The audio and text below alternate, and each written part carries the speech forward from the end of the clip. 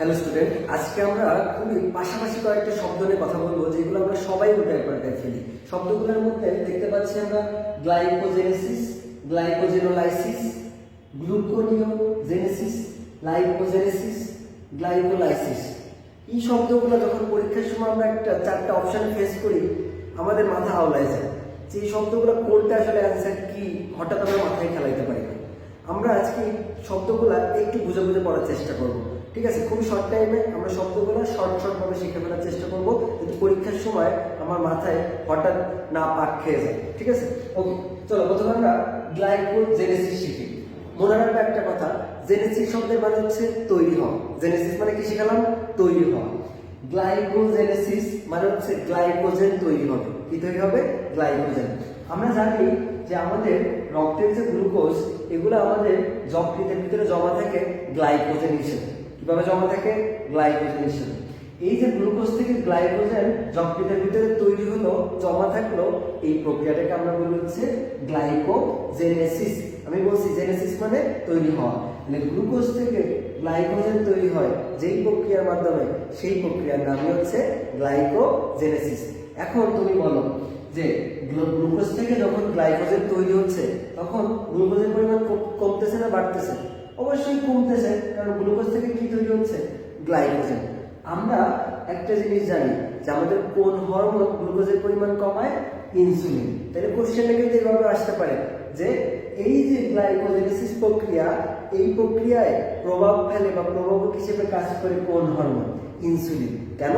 কারণ ইনসুলিন হচ্ছে গ্লুকোজের পরিমাণ কমায়। আমরা কিন্তু এখানে দেখতে পাচ্ছি গ্লুকোজের পরিমাণ কমতেছে। কিভাবে কমতেছে? কারণ গ্লুকোজ থেকে তৈরি হচ্ছে গ্লাইকোজেন, তাই গ্লুকোজের পরিমাণ কমতেছে। এরপরে শব্দে আসো, গ্লাইকোজেনোলাইসিস। মনে রাখবা লাইসিস শব্দের মানে হচ্ছে ভাঙা।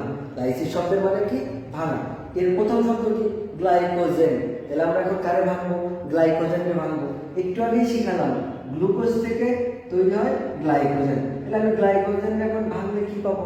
গ্লুকোজ পাবো, কারণ গ্লুকোজ থেকে আমি পাইছি গ্লাইকোজেন। তাহলে গ্লাইকোজেনকে ভাঙলে কি পাবো? গ্লুকোজ পাবো। এই যে আমি যখন গ্লাইকোজেনকে ভাঙলে গ্লুকোজ পাই, এই প্রক্রিয়ার নামই হচ্ছে গ্লাইকোজেনোলাইসিস। এক্ষেত্রে আমি গ্লাইকোজেনটা কি করবো? ভেঙে ফেলবো। ভেঙে কি তৈরি হবে? গ্লুকোজ। দেখো এই প্রক্রিয়ায় কিন্তু কি তৈরি হচ্ছে? গ্লুকোজ। তাহলে এখন গ্লুকোজের পরিমাণ বাড়বে না কমবে? অবশ্যই বাড়বে। আমরা একটা জিনিস শিখে আসছিলাম যে রক্তের গ্লুকোজের পরিমাণ বাড়ায় কোন হরমোন? গ্লুকাগন। কে বাড়ায়? গ্লুকাগন।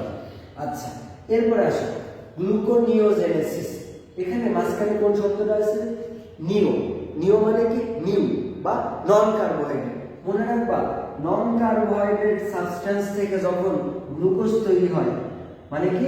নন কার্বোহাইড্রেট সাবস্টেন্স থেকে যখন কার্বোহাইড্রেট তৈরি হয়, মানে গ্লুকোজ তৈরি হয়, তখন সেটাকে বলে গ্লুকোনিওজেনেসিস। মাঝখানে যখন তুমি নিও পাবা, ভেবে নিবা নন কার্বোহাইড্রেট। মাঝখানে নিও পাইলে তুমি কি ভাববা?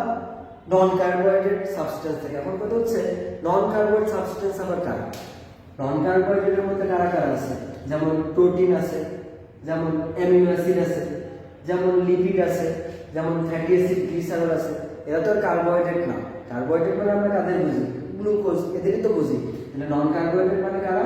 Protein, amino acid, lipid, fatty acid, glycerol, এগুলো হচ্ছে নন কার্বোহাইড্রেট। এগুলো থেকে যখন গ্লুকোজ তৈরি হয়, সেই প্রক্রিয়াকে আমরা বলি গ্লুকোনিওজেনেসিস। এখন আসো লাইকোজেনেসিস। লাইকো শব্দটার মানে কি? লিপিড। আর জেনেসিস মানে তোমাদের একটু আগে উপরে শিখে আসছি, জেনেসিস মানে তৈরি হবে। লাইকোজেনেসিসে কি তৈরি হবে? লিপিড তৈরি হবে। কোথা থেকে তৈরি হবে? গ্লুকোজ থেকে। গ্লুকোজ থেকে তৈরি হবে ট্রাইগ্লিসারাইড। কি তৈরি হবে? ট্রাইগ্লিসারাইড। এটা কিন্তু একটা লিপিড। এখন কথা হচ্ছে এই লাইকোজেনেসিস কখন হবে? লাইকোজেনেসিস তখনই হবে যখন আমরা একটু আগে শিখে আসছি গ্লুকোজ থেকে কি তৈরি হয়? গ্লাইকোজেন।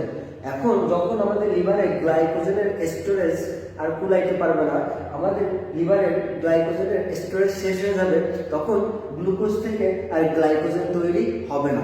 তখন আমাদের লিভারে গ্লুকোজ থেকে গ্লাইকোজেনের পরিবর্তে তৈরি হবে ট্রাইগ্লিসারাইড। কি তৈরি হবে? ট্রাইগ্লিসারাইড। তখন আমাদের এই অতিরিক্ত গ্লুকোজগুলো লিভারে ট্রাইগ্লিসারাইড বা চর্বি রূপে জমা হবে, তখন আমাদের লিভারে ফ্যাটি লিভার হয়ে যাবে। কি লিভার হয়ে যাবে? Fatty liver. এর পাশাপাশি এই গ্লুকোজ থেকে যখন ট্রাইগ্লিসারাইড তৈরি হচ্ছে বা লিপিড তৈরি হচ্ছে, তখন কিন্তু আমাদের যে করোনারি আর্টারিগুলা, মানে আমাদের হার্টের যে আর্টারিগুলা, ধমনীগুলা, তার ভিতরে কিন্তু ব্লক হওয়ার সম্ভাবনা থাকে, প্লাক হওয়ার সম্ভাবনা থাকে। তাই তখন কিন্তু হৃদরোগের চান্স অনেক বেড়ে যায়। তার পাশাপাশি আমাদের ব্রেনের কিন্তু সেক্ষেত্রে স্ট্রোক হইতে পারে, ব্লক হয়ে। ঠিক আছে? আচ্ছা, এর পাশাপাশি আমরা বোটানিতে আমরা একটা জিনিস শিখছি, গ্লাইকোলাইসিস। তোমরা জানো শ্বসনের অনেকগুলো ধাপ আছে, তার মধ্যে প্রথম ধাপের নাম হচ্ছে গ্লাইকোজেনেসিস, যেখানে আমরা দেখছিলাম আমাদের এক অণু গ্লুকোজ ভেঙে কি তৈরি হয়েছিল, পাইরুভিক অ্যাসিড। কয় অণু হয়েছিল? 2 অণু। তাহলে দেখো এই যে শব্দগুলো তোমাদের শেখালাম, এগুলো কিন্তু মুখস্থ করলে তুমি কখনোই মনে রাখতে পারবে না। এই যে একটু ভেঙে ভেঙে বোঝার যে ব্যাপারটা, এরকম করলে কিন্তু তোমার লং টাইমে মনে থাকবে। সো এই হচ্ছে আমাদের ব্যাপার, যেখানে একটু আমরা ইম্পর্টেন্ট জিনিসগুলো শিখতে পারলাম যে ইনসুলিন কোন প্রক্রিয়াকে প্রভাবিত করতেছে, গ্লাইকোজেনেসিস। গ্লুকাগন কোনটাকে ইফেক্ট ফেলতেছে, কোনটার উপরে, গ্লাইকোজেনোলাইসিস। কোন প্রসেসের জন্য আমাদের হৃদরোগ বা স্ট্রোক হইতে পারে, গ্লাইকোজেনেসিস। ঠিক আছে? নেক্সট ভিডিও পরবর্তীতে আসবে অবশ্যই। আজকের ক্লাস এ পর্যন্ত। সবাই কমেন্ট করবা, শেয়ার দিবা। আশা করি নেক্সট এরকম একটা সুন্দর গুরুত্বপূর্ণ জিনিস নিয়ে আবার এরকম একটা শর্ট ভিডিও বানাবো। আজকের ক্লাস এ পর্যন্ত।